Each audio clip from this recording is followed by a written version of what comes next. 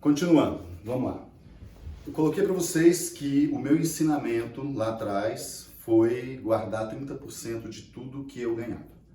E eu fiz isso mesmo, sabe? Eu botei na minha cabeça aquilo que eu te falei do pra quê. Pra quê? O meu pra quê era não deixar a minha família mais passar por dificuldades que ela estava passando. Meu pra quê era lá na frente trabalhar menos. Meu pra quê era ter um dinheiro lá na frente para que eu pudesse exercer minha liberdade. E esse pra quê foi forte. Especificamente quando eu não queria mais que minha família vivesse o que eles estavam vivendo de falta. Porque falta é ruim demais. Sabe, eu não queria mais levantar e não ter um leite na geladeira para dar para meu filho. Não tinha mais sentido aquilo. Eu não queria mais passar por um perrengue e não ter onde buscar R$1 para ir comprar um pão. E eu tô vendo um monte de gente que, apesar de receber salário todo mês, não tem R$1 na conta, porque o banco toma tudo. E o que o banco não toma, o agiota toma. As pessoas estão entrando em tão pânico que elas estão se matando. E isso é uma doença que a gente precisa combater. Então, o pra quê? Só pra gente olhar pra gente e não ter que ser humilhado internamente porque não tem aonde buscar o leite, o pão. Chega, e tem gente vivendo isso. Eu não tô falando de gente pobre, não. Porque os pobres não têm a renda. Eu tô falando dos que têm renda e que torram toda a sua renda em função de status, em função de ser o que o mundo quer que ele seja, mas não tem R$1 para ir na esquina e ficando pedindo dinheiro para um monte de gente, para a família, ficando endividado com todo mundo, porque já está endividado com o banco não dá mais, começa a buscar das pessoas mentindo. Então a gente tem que parar com isso. E o alvo aqui é, o que aconteceu? Bem, eu comecei a guardar 30%. Naquela brincadeira minha lá do gráfico lá, eu gosto muito dessa brincadeira aqui. Você tem aqui a sua renda, aquilo que você ganha, seu ganho, sua renda. Aí você começa a consumir e esse trem vai subindo e pasmem, empata para todo mundo, empata e passa. Aqui você está no inferno. Aqui é o paraíso, agora lá é o inferno. E à medida que isso vai subindo, a gente nem percebe que está subindo. Quando a gente vê, já foi. Ou a gente ganha consciência disso e transmite essa consciência para os nossos filhos. Se você acha que isso talvez não sirva para você, pense nos seus filhos, porque eles vão copiar exatamente o mesmo padrão financeiro que você tem. Resultado, vida endividada. Aí quando eu aprendi isso, eu cheguei aqui e depois eu vim viver aqui. E para dizer a verdade, eu acho que eu fui viver lá do claro, porque lá é inferno. Quando eu aprendi essa lição simples, que eu não entendia como era uma coisa tão simples como ele disse, eu comecei a pegar tudo que eu ganhava e tirar 30%. Resultado, eu fiquei, obviamente, 30% abaixo desse ponto. Isso aqui que eu fiquei abaixo virou minha reserva. Isso aqui ficou lá, ficou guardado. Para que é que serve o dinheiro dos 30% guardado? Não é para você juntar e comprar um carro. Eu tenho um amigo que foi juntando. Quando deu 40 mil, ele pegou os 40 mil e comprou um carro. Só que ele comprou um carro de 120. Financiou mais 80. Ele pegou os 40 que ele tinha guardado, comprou um carro de 120 e financiou 80. Faz só a conta do inferno de prestação que 80 mil reais dão na vida de uma pessoa. Ele entrou caos. Ele começou realmente a ir para um desequilíbrio interno tão grande que aquele carro que deu um prazer momentâneo de uma semana, talvez um mês, gerou um inferno de anos para pagar. Esse é o problema. Então, quando você tem os 30%, calma aí. Quando você tem os 30%, eles servem para duas coisas. Uma, para te proteger, então você vai guardar. Então ele serve para, primeiro, ganhar mais dinheiro no futuro e ir construindo a sua proteção pessoal e familiar.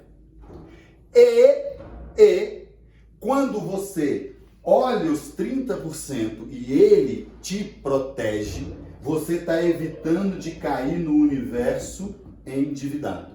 Então esse dinheiro serve para te proteger e ao mesmo tempo que esse dinheiro serve para te proteger, ele serve para que você possa ganhar mais dinheiro com ele.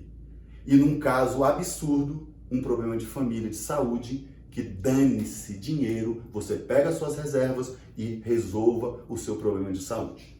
Mas veja bem, na prática, com as pessoas que eu lido no dia a dia, eu não falo de 30%. Isso é o que eu faço. Na prática, o que eu falo para as pessoas que estão comigo é que você deve estocar 20% do seu ganho. Como assim? Como assim? Assim. É como se você recebesse hoje, tirasse 20% e empurrasse. Eu fazia isso endividado como estava. Mas calma, vamos devagar. Chegou lá o dinheiro na sua mão, você tira 20%, põe de lado e olha para o que sobra. É em cima do que sobra que você organiza a sua vida. É assim que eu faço, em cima de 30%, e em alguns momentos guardo até mais. Porém, veja bem, esses 20% é a média daquelas pessoas que querem ter uma condição futura de trabalhar menos, de viver uma vida sem dívidas, de passar por imprevistos tranquilo. Se você quer esse tipo de vida, 20%. Agora, eu abro uma brecha para a galera que é servidora pública, que tem, de fato, um dinheiro garantido. Se você é servidor e trabalhar na faixa de uns 10% do que você ganha, já está de bom tamanho. Porque esses 10% vão te proteger lá na frente e vão complementar as suas coisas. Agora veja bem, não é simples, no meio dessa tempestade toda, a gente chegar, vou guardar. Não é assim. Isso aqui é um alvo que eu quero que você ponha na sua mente. Você é autônomo, você trabalha com um pequeno empresário, vai guardar os 20%. Você é servidor, comece a planejar para 10%. Você tem mais sede de ser livre, de ter o seu dinheiro trabalhando por você, vá para os 30%.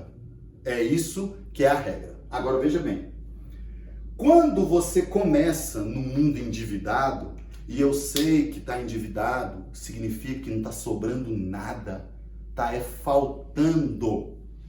Parece impossível, por isso eu contei minha história. Mas o que eu quero dizer é que o seu alvo é 10%, o seu alvo é 20%. Caramba, não dá. Eu quero que você comece com 1%, 2%, 3%, 4%, até alcançar esses números. O que importa não é esse percentual, é o hábito de guardar. Por quê? Entenda, lá atrás você não tinha dinheiro, não tinha despesa, não tinha dívida. Você ganhou o hábito de gastar. Gastar é um hábito e ele é tão forte, tão enraizado, que a primeira coisa que a maioria dos endividados pensa sobre dinheiro é gastar, comprar, pagar. Gastar, comprar, pagar. Gastar, comprar, pagar. Quando eu tenho isso enraizado, que gastar é o meu vício, eu vou fazer isso assim, sem nem perceber, eu já estou gastando. Então, você se transformou numa pessoa que gasta demais porque você veio praticando isso ao longo da sua vida. Agora chegou a vez de você ser uma pessoa que guarda. E para guardar, eu preciso de hábito. Então, guardar dinheiro é uma escolha. E eu começo guardando pequenas fatias, mas guardo mesmo. Mesmo que você tire lá Você vai olhar e falar assim, caramba, é só R$50. Nunca diga só R$50. Pega os 50 e guarda. Esse 50, pega mais 50 e guarda. Não ache que é pouco. E não fique olhando para a caixinha onde você está guardando. Não fique olhando para a continha onde você está guardando. Não olhe para lá. Fique focado em guardar. Guardar. Isso em mim não era assim. Até os 35 era ganhar, gastar, ganhar. Era automático, automático. Chegou, gastei. Chegou, gastei. Chegou, gastei. Caramba, eu sou um ser humano ruim? Não! Era o meu conhecimento. Quando eu aprendi a lição, começou a chegar, eu guardava e vivia do resto. E eu aprendi que a gente precisa ser grato pelo resto. A gente precisa ser grato por aquilo que sobra para a gente consumir. Quem não consegue ser grato no pouco, nunca vai ser grato no muito. E vai ficar sempre uma vida pobre, porque não tem pobreza maior do que você ter as coisas e achar que está faltando alguma coisa. Não tem pobreza maior do que você olhar para o que você não tem e desprezar o que você tem. Então, quando lá atrás eu comecei, eu tirava meu dinheiro, sobrava lá, o que sobrava às vezes dava para comprar arroz. Às vezes não dava arroz e ovo.